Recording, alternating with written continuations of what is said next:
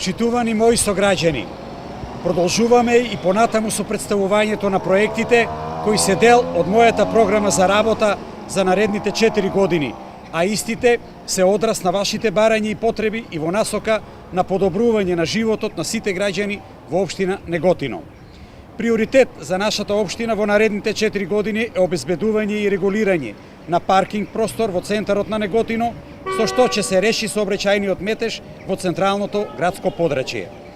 Недостигот на паркинг места се наметнува како потреба секојдневно и затоа јас и мојот тим ќе обезбедиме дополнителни паркинг места во градот, а ќе ја разгледаме и можноста за воведување на зонско паркирање во централното градско подрачје, со што видно ќе се стави ред во регулацијата на сообраќајот.